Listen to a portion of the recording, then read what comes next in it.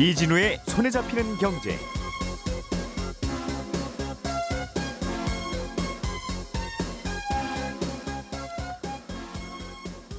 안녕하십니까, 이진우입니다. 미국에서 최근 상장된 비트코인 현물 ETF에 대한 투자를 한국인들은 하지 못하도록 우리 정부가 막으면서 논란이 일고 있습니다. 변동성이 큰 비트코인 상품에 투자를 허용하면 투자자들의 손실이 우려되고, 그러다 보면 자칫 금융회사의 건전성까지 악화될 수 있다는 게 정부 입장입니다만, 국내 투자자들은 반발하고 있습니다. 애플이 사상 처음으로 연간 스마트폰 판매량에서 전 세계 1위를 차지했습니다. 그동안 꾸준히 판매량에서는 1위를 차지해오던 삼성전자가 2위로 내려앉은 건데요. 그 이유가 무엇인지 좀 자세하게 살펴보겠습니다. 우리나라 총선 후에 담배 가격이 오를 거라는 소문이 일파만파로 퍼지고 있습니다. 8,000원, 만원 이렇게 구체적인 금액까지 거론되고 있는데 어떤 이야기인지 좀 들어보겠습니다. 1월 17일 수요일 손에 잡히는 경제 시작합니다.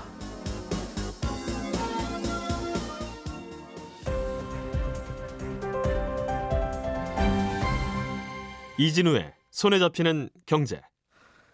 네, 오늘은 서은영, 남궁민, 김치영 세 분의 뉴스 큐레이터들과 함께합니다. 이렇게 모이기도 좀 오랜만이네요. 어서 오십시오. 네, 안녕하세요. 예, 세 분의 전직 기자들이 요즘은 직업을 살짝 바꾸셨어요. 예, 일단 김치영 큐레이터가 준비해 오신 소식 먼저 듣겠습니다. 네. 담배값 인상 얘기가 나옵니까? 네, 뭐 일파만파까지는 아니고요. 솔솔 나오고 있다 이 정도로 표현하면 될 것 같은데요. 네. 정확히 얘기하면 담배 포함된 세금이 오를 거다 이렇게 표현하는 게 맞을 것 같습니다. 사실 담배 가격의 3분의 2가 세금이기 때문에 세금이 오르면 담배 가격 크게 오르거든요. 지난해 말부터 담배세 인상 가능성이 계속 제기되고 있는 상황인데요. 정부가 나서서 인상 계획 밝힌 것도 아니고 인상될 거라는 시장 전망에 부인도 했지만 시장에는 계속해서 이 얘기가 돌고 있습니다. 당장 최상목 기재부 장관이 지난 인사청문회에서 이와 관련된 질문을 받았었거든요. 이때 인상 계획 없다 이렇게 단호하게 얘기는 했습니다. 그럼에도 시장에서 담배값 그러니까 담배세 인상 얘기 인상이 있을 거고 적어도 한 값에 뭐 8,000원 아니면 좀 과하게 오른다 하면 10,000원까지도 가지 않겠어 이렇게들 전망을 하고 있는 것이죠. 근데 정부가 안 올리겠다고 했으면 그럼 안 올리는가 보다 생각하면 되는 거지. 왜 자꾸 올릴 거라고 생각들을 하고 있는 겁니까? 한 세 가지 정도 이유가 있는데요. 첫 번째는 세수 펑크입니다. 그러니까 지난해 역대급 세수 부족이 기록됐지 않습니까? 그러니까 세금이 안 거치니까. 지난해 9월 기재부가 발표했을 때 세수 축의 결손 규모가 59조 1천억 원이다 이랬거든요. 그래서 이게 연말이면 60조 원 넘었을 거다. 한 60조 2천억 원 정도 늘었을 거다 이렇게 추산을 하고 있는데요. 예. 이렇다 보니 세수 부족을 메울 방안이 필요한데 이 중에 하나가 담배값일 거다. 담배세일 거다 이렇게 보고 있는 겁니다.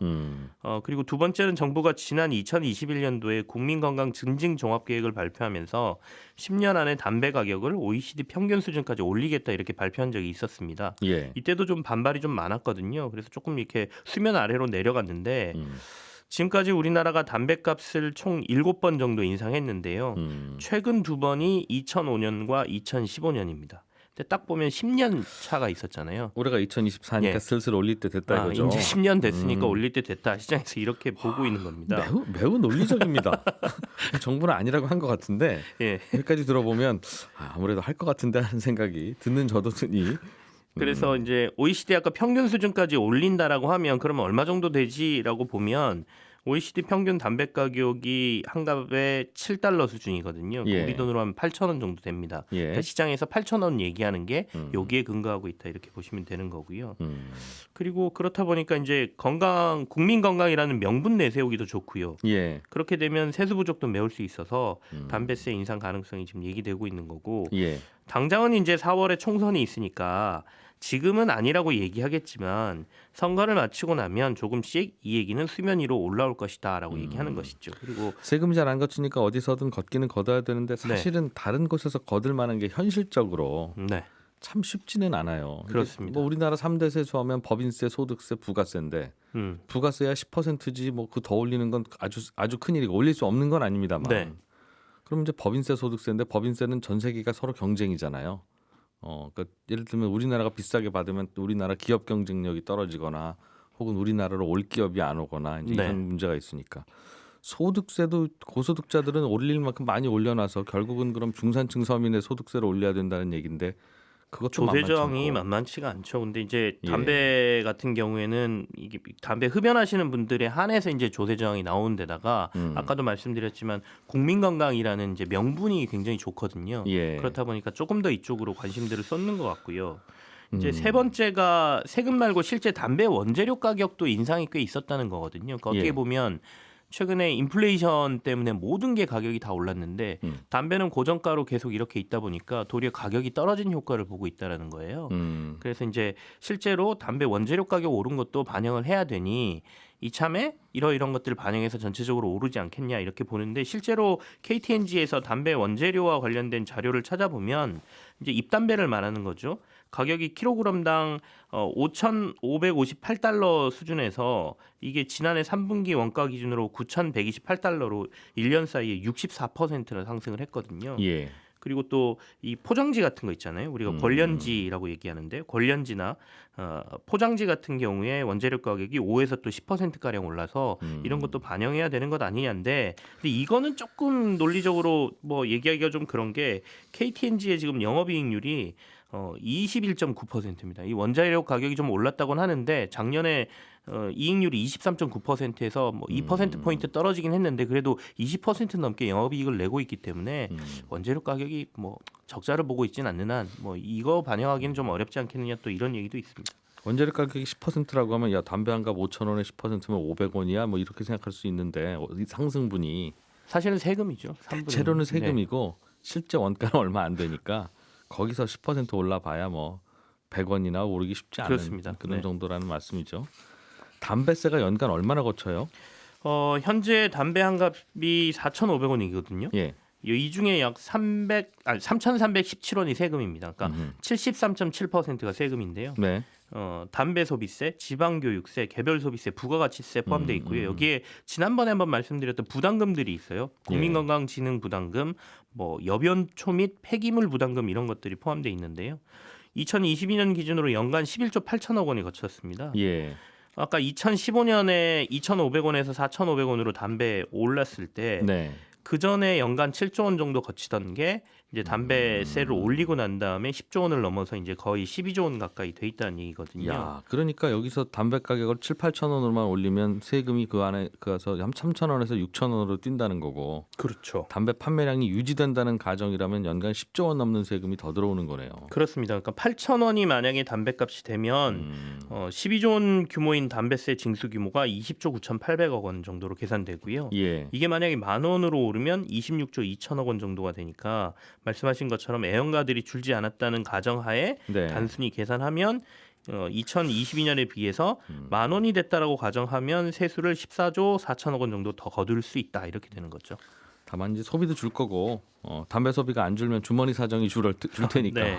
다른 소비가 없어져서 이런저런 세금은 또 덜 거칠 수도 있는데 알겠습니다. 다 그만큼 다 팔리지는 않겠죠. 요즘 안 그래도 금연하는 분들도 늘어나고 있다고 하니. 근데 사실은 이게 재밌는 게 담배가 약하기는 하지만 일종의 중독성이 조금 있는 상품이지 않습니까? 그래서 금연이 힘든 거고요. 예. 그래서 보통 이게 항상 담배 건강 때문에 올린다라고 했을 때 주장하는 사람과 반대하는 사람들의 주장이 엇갈릴 때 나오는 근거인데 실제로 담배 가격을 올리면 일시적으로는 담배 판매량이 줄었다가 장기적으로는 다시 회복되는 모습들을 보여줍니다. 그래서 2015년도 당시에 2,500원이었던 담배 가격을 4,500원으로 인상했을 때 바로 다음에 판매량이 34% 줄었다가 그 당시에 올렸을 때 예상이 34% 줄어들 걸로 예상을 했었거든요. 예. 그런데 인상 직후에 23.4%만 감소했고 2022년도에 보니까 2014년에 비해서 16.8%만 감소했다라는 얘기는 다시 조금씩 회복되고 있다는 얘기거든요. 예. 그리고 최근에는 이제 이른바 전자담배라고 부르는 관련형 전자담배를 피는 소비자들이 꽤 늘고 있습니다. 2017년도에 담배 판매량이 2.2%만 차지하던 이 관련형 전자담배가 지금 지난해 상반기 기준으로 16.5%까지 늘어버려서요. 이게 대체제로 옮겨가는 모습도 보여주고 있어서 단순하게 담배 가격이 오른다 그래서 이게 담배 금연자가 늘어날 거냐? 이건 조금 아닐 수도 있다는 생각이 들고요. 근데 전자담배에 붙는 세금은 일반 담배보다 쌉니까? 적습니까? 네, 좀 적습니다. 그러니까 그래서. 건강에 덜 해친다 그래서 세금을 좀 덜 걷거든요. 그래서 이참에 만약에 오르게 되면 이 관련형 전자담배 쪽도 아마도 세금을 올릴 가능성이 높다 이렇게들 예상을 하고 있습니다. 아직까지는 확정이 아닙니다. 네. 그렇기도 하고 정부는 부인하고 있고요. 그러나 그 설득력이 있긴 하네요. 네. 알겠습니다. 자, 또 뜨거운 뉴스가 하나 있어요. 미국에서 비트코인 현물 상장지수 펀드 현물 ETF가 상장됐는데 우리나라는 이거는 사지 말아라. 네. 해외 주식은 살 수 있는데 해외 주식 그렇죠. 중에 하나인 비트코인 현물 ETF는 사지 말아라. 네. 증권사한테 막아놔라라고 했는 모양이에요, 정부가. 맞습니다. 그러니까 일주일 전에 그러니까 이제 지난 10일에 미국의 금융당국인 증권거래위원회 SEC가 이 비트코인 현물 상장지수 펀드를 승인을 했고 이 블랙록, 피델리티, 프랭클린 등 이런 주요 운용사들이 운용하는 11개의 현물 ETF 거래가 이미 미국에서는 되고 있죠. 그리고 당연히 우리나라 증권사들이 이제 미국 주식 거래는 다 중개를 해주니까 당연히 우리나라에서도 이제 거래가 가능할 걸로 다들 기대를 했는데 그 이튿날에 이제 우리 금융당국이 이런 지침을 내립니다. 그러니까 증권사들에다가 비트코인 현물 ETF 거래 안 된다 이렇게 불가 방침을 내린 겁니다. 그리고 이 방침에 따라서 이제 증권사들이 일제히 관련 거래를 막았는데 그러면서 이제 국내 투자자들은 비트코인 현물을 기초자산으로 하는 ETF는 매매를 할 수가 없게 된 거죠. 그런데 문제는 이 미국보다 먼저 이제 캐나다, 독일, 호주 같은 경우는 2021년에 이미 이제 그런 현물을 추종하는 현물을 기초자산으로 하는 ETF를 내놓은 바가 있습니다. 그리고 이제 우리나라에서도 이 캐나다, 독일, 호주 주식시장 거래가 가능하거든요. 그래서 지난 3년 동안은 이 투자자들이 아무 문제 없이 거래를 할 수 있었다는 거예요. 그러다가 지금 이제 갑자기 미국에서 이제 현물 ETF 승인이 되니까 이제 와서 이제 당국에서 관련 ETF 거래를 모두 막았다. 이게 이제 문제라는 똑같이 겁니다. 비트코인 현물 네. ETF인데 왜 그럼 독일, 캐나다에서 상장돼서 거래될 때는 안 막았냐? 그렇죠. 몰랐겠죠, 그럼.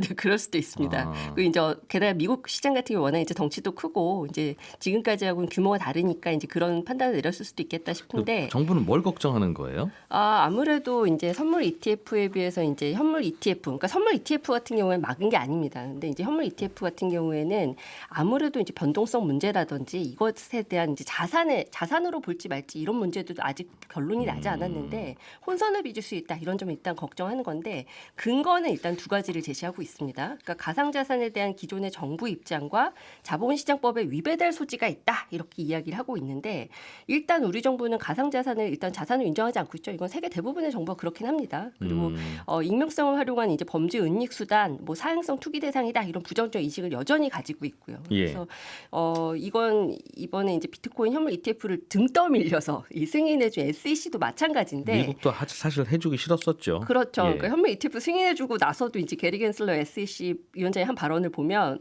비트코인은 여전히 랜섬웨어, 돈 세탁, 제재 회피, 테러 자금 조달 등 이 불법 활동에 사용되고 있고 투기적이고 변동성이 큰 자산이다. 이 투자자들은 이 비트코인과 가상자산의 가치가 연계된 상품들과 관련된 무수한 위험에 대해 여전히 주의해야 한다 이런 말을 하거든요. 그러니까 이렇게 경고 메시지를 보내는 걸 보면 미국 금감원장은 이렇게 얘기했다는 네, 거고. 근데 우리 당국도 정확히 이렇게 생각하고 있습니다, 사실.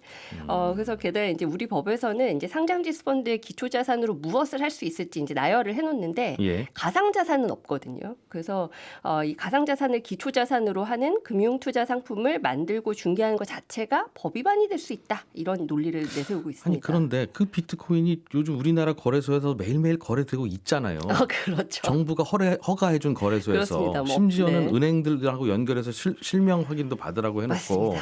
네. 근데 이게 불법이거나 위험하다고 하면 그걸 막든가. 네. 똑같은 게 거래되고 있는데 그거는 괜찮고 미국에서 거래되는 건 안 된다고 하면 유일하게 걱정할 수 있는 게 그거는 달러로 거래하는 거니까 마치 달러 들고 나가서 큰 손해 보면 우리나라 외환 보유고에 문제가 생기니까 그거는 안 됩니다.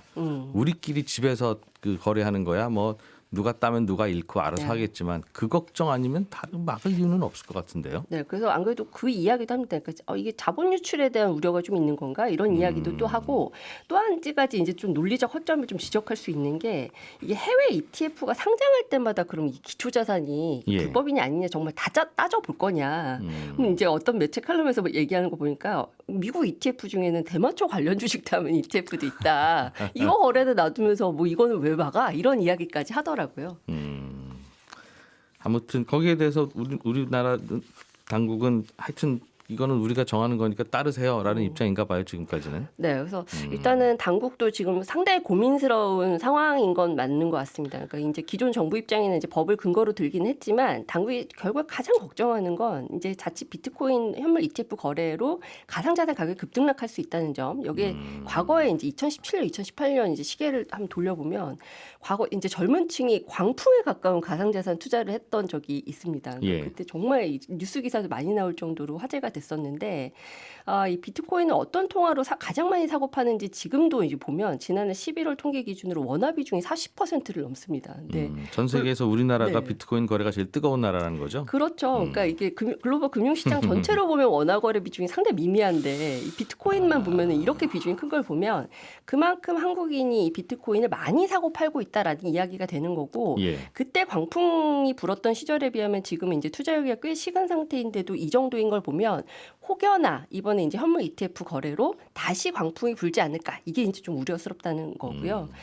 또 하나는 이제 비트코인을 포함한 이제 가상자산 전체의 이제 변동성이 너무 크다. 그래서 투자자들이 이제 손실 볼 수 있다. 이걸 좀 우려하는데 손실 보면 투자자들은 우리나라는 아직도 그 금융회사가 잘못 팔았으니까 물어줘라고 그렇죠. 하는 여론이 강해지고 맞습니다. 그 피해자가 많으면 많을수록 또 그쪽 구제해주자라고 하는 여론이 또 생기기도 하고 하니까. 그렇죠. 그러고선 결국엔 이 비난의 화살이 당국이 그때 왜 승인해줬어? 이렇게 또 책임론이 불거지니까 이거는 좀 피해야겠다라는 내심도 있는 것 같습니다.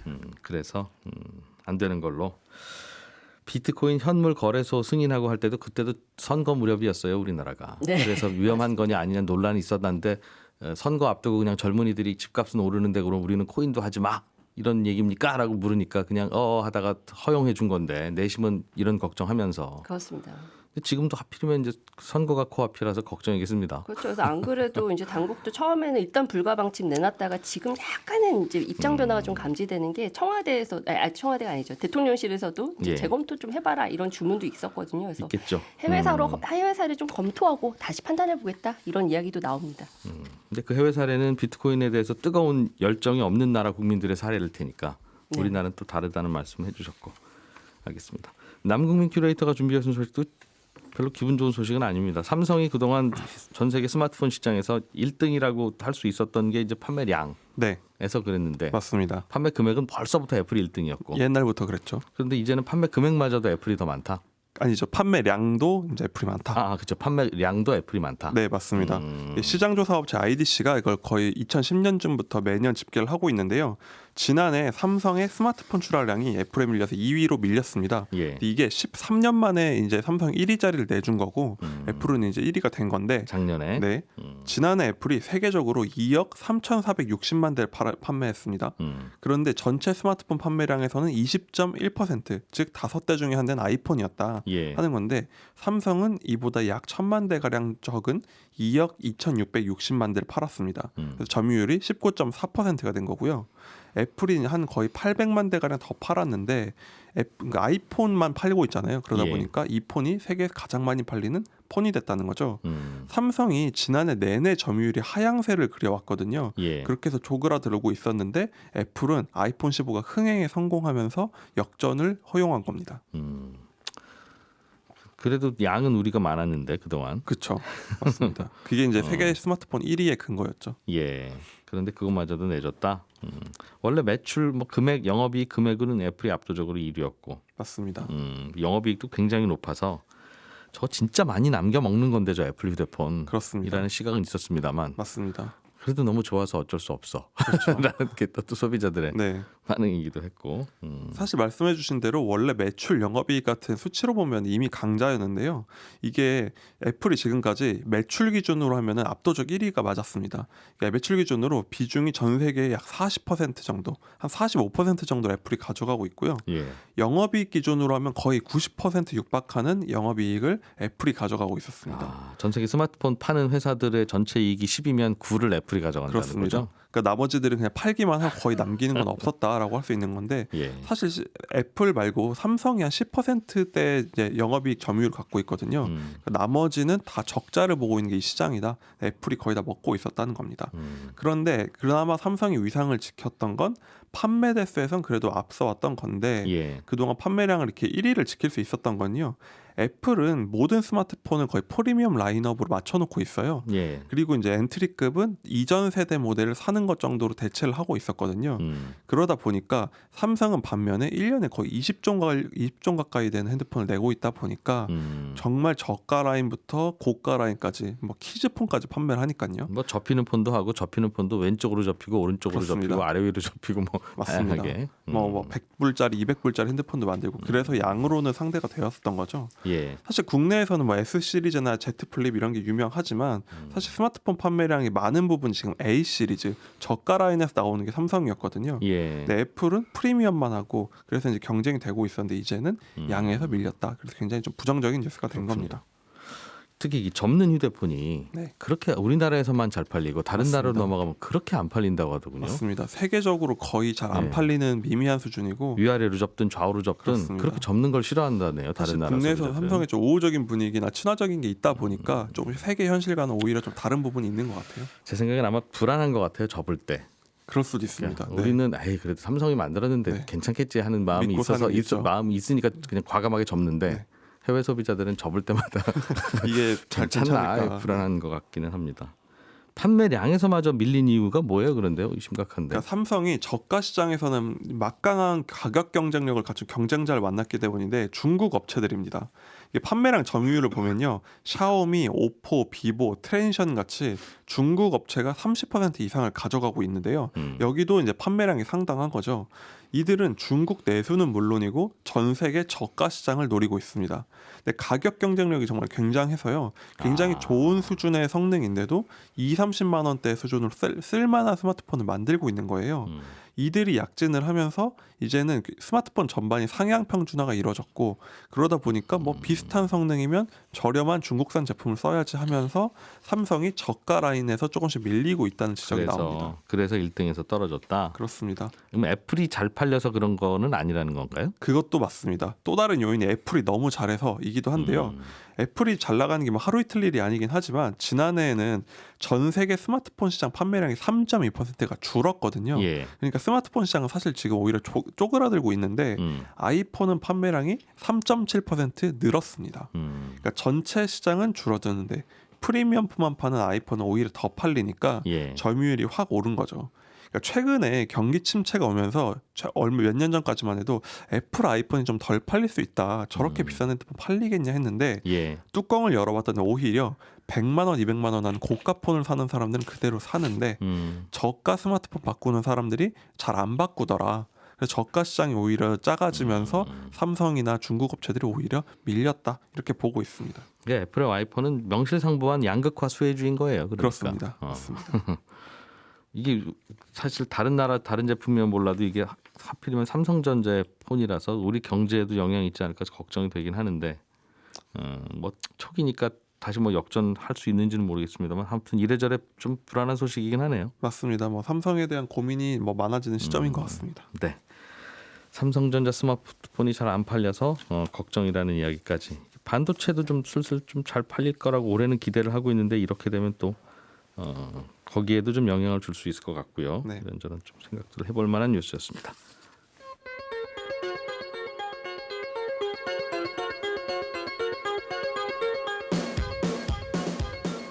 예, 저희는 또 내일 아침 8시 30분에 다시 모여서 경제 뉴스 전해드리겠습니다. 고맙습니다. 이진우였습니다.